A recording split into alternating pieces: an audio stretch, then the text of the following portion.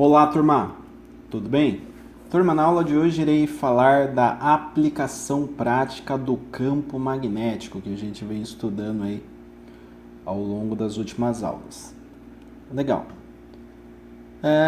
Para essa aula de hoje eu coloquei alguns objetivos relacionados ao tema, né? Então, primeiro eu vou falar das aplicações práticas de campo magnético, depois eu falo da corrente elétrica para a criação de eletroímãs, que seria a primeira aplicação.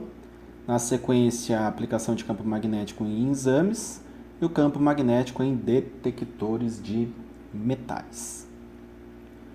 Legal. Então, falando aqui das principais aplicações, né?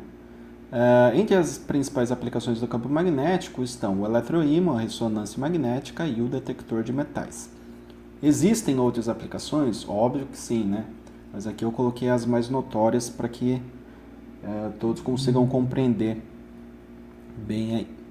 Então, falando do primeiro caso, né, o eletroímã, ele é basicamente uma bobina percorrida por corrente elétrica que tem o campo magnético intensificado por um corpo magnetizável denominado núcleo. O princípio do eletroímã está presente em muitos dispositivos elétricos, como campainhas, relés e contatores. Então aqui eu tenho um esquemático, né, que representa como poderíamos criar um eletroímã na prática. Então, na prática, você pode fazer aí até com um prego aí, um parafuso que você enrola um fio, tá? Nesse fio você conecta uma pilha, né? A pilha tem um potencial de 1,5 volts e faz surgir então uma corrente elétrica. Essa corrente elétrica circula por esse fio enrolado que chamamos de bobina, né? De bobina aqui. Daí, essa corrente circulando cria um campo magnético, né? Um polo norte e um polo sul. Tendo um polo norte e um polo sul, nós temos o chamado eletroímã. Tá? Por que ele é eletroímã? Porque ele foi criado com a eletricidade, é um ímã criado com eletricidade, por isso do nome.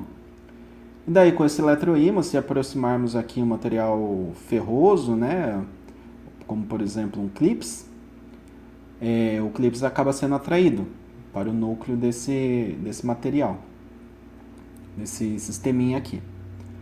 Legal. Agora, e se eu soltar o fio, né? Se eu retirar o fio do polo norte, que é essa imagem aqui.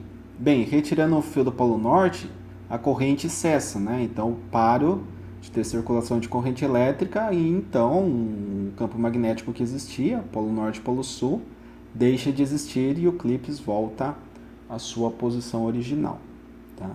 Então, o conceito de eletroímã é esse e a gente acaba tendo aplicações práticas aí na área elétrica, muito em relés e chaves contatores. Legal, falando agora da criação do exame de ressonância, aqui eu passo um histórico, tá? O problemático que existia aí por trás para que então surgisse essa ideia, né, da criação do exame de ressonância magnética. Muito bem. Por muito tempo, a única maneira de observar partes internas do corpo humano, ou seja, órgãos, músculos e ossos, e diagnosticar aí doenças era apenas pelo exame de raio-x, né? Por meio de exames de raio-x. O surgimento da técnica da ressonância magnética passou a permitir a obtenção de excelente nível de qualidade de imagens em corte do corpo humano, além de não expor a pessoa aos raios-x, que em valores elevados são prejudiciais.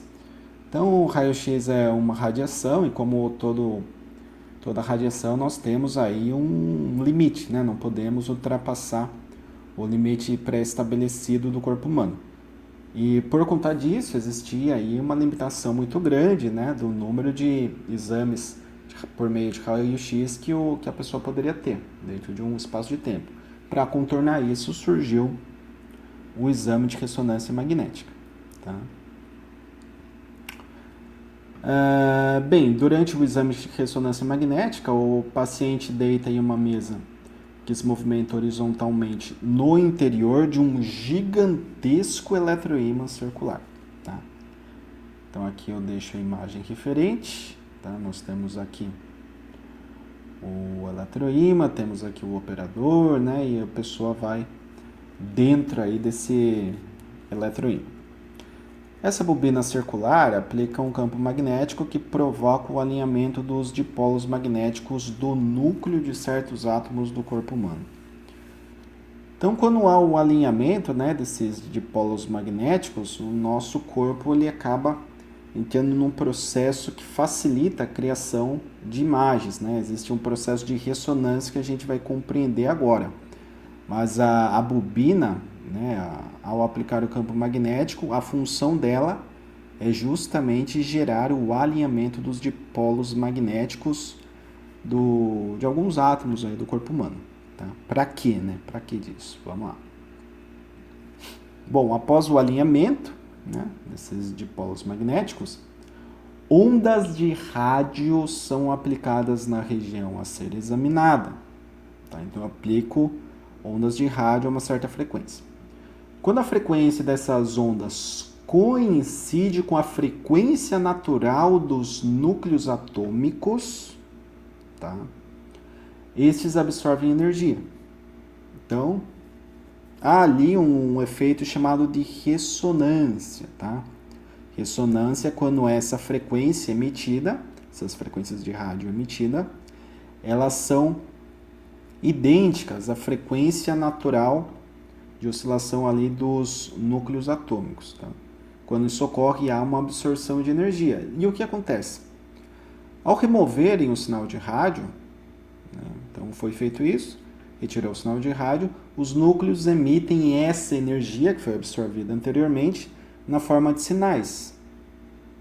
Esses sinais eles são detectados, amplificados, digitalizados e usados para produzir uma imagem em corte. Tá?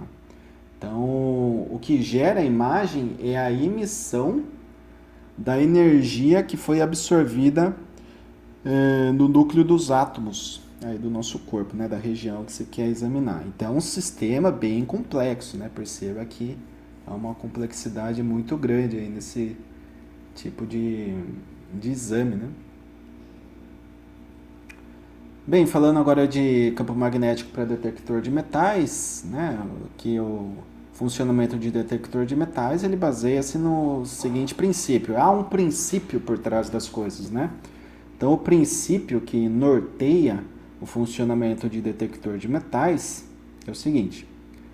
Quando se aproxima um ímã de uma barra de ferro, o campo magnético força a orientação de seus dipolos, transformando-a em ímã. Tá? Então, o que acontece é que existe um campo magnético que vai sempre impor ali uma orientação para os dipolos. Né? Os dipolos magnéticos faz com que apareça, né, através da sua orientação, algo similar a um ímã. Tá certo? Então, temos aqui uma imagem que apresenta aqui no item A um elemento ferroso aí, né, ferro, uma barra de ferro, por exemplo, que tem ali os seus domínios magnéticos totalmente desorientados. Tá? Então, para cada lado aqui, não há um alinhamento. Se não há um alinhamento desses dipolos, né, magnéticos, não temos, então, polo norte e polo sul, não temos um ímã. Agora, quando eu aproximo um ímã, o que acontece? As linhas de campo magnético desse ímã tendem a fazer um alinhamento dos dipolos magnéticos desse material ferroso, tá? Gerando também um polo norte e polo sul. Então, perceba. Tínhamos aqui os domínios desorientados, agora temos os domínios magnéticos orientados. Legal. Quando o detector gera um campo magnético, né, ao se aproximar ali de um metal, o que acontece? Provoca-se o movimento dos elétrons deste, fazendo com que eles se orientem, formando outro campo magnético. Tá? Essa variação entre os campos magnéticos é detectada pelo instrumento, tá? Pelo detector de metais. Os detectores podem ser portáteis, fixos, como aqueles instalados em aeroportos, enfim, existem alguns tipos.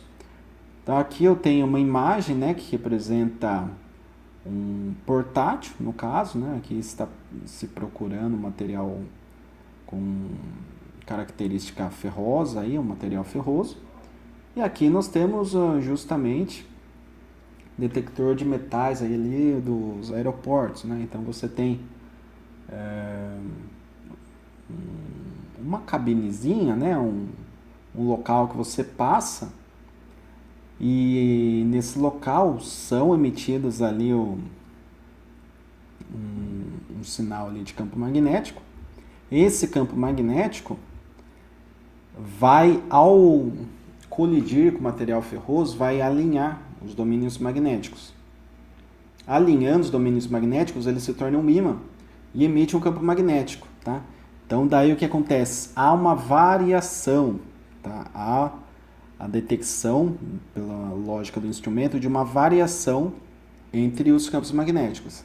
Se há essa variação, a máquina apita, ela fala, opa, tem algum material ferroso aqui, daí vai lá, alguém verifica, né? Então, isso daqui é o princípio do detector de metais, então é um princípio até tranquilo, né, em termos assim conceituais de se compreender, tá? Mas aplicação muito interessante aí para nós, área elétrica, né, eletrotécnica, eletroímã é o que a gente vai utilizar aí fortemente no curso, tá? A questão do campo magnético a gente tem ali para geração de uma força, né? Uma força que vai arrastar ali o rotor de uma máquina, fazer com que o rotor entre em rotação, né? Então, é tudo com base no campo magnético, mas existem outras aplicações que todas as aplicações aí é necessário que se tenha uma noção, né, dessas aplicações, são aplicações importantes também. Beleza, turma? Então, para a aula de hoje é isso. Eu agradeço imensamente a atenção de todos mais uma vez nessa aula. Lembrando sempre que, em caso de dúvidas, eu fico disponível no chat. Mandem as perguntas, mande áudio, imagem, foto do caderno, das suas anotações, o que vocês acharem pertinente, né? Encaminha aí, que a gente conversa um pouco mais sobre essas aplicações, né? Lembrando sempre que o nosso foco é na área elétrica, né? Mas que existem diversas aplicações aí em vários setores, como nós vimos aqui, né? Detecção de metais, na medicina e muitas outras aplicações. Aqui eu só quis colocar as mais conhecidas, né? As mais notórias aí. Certo? Grato a todos, bons estudos e até a próxima.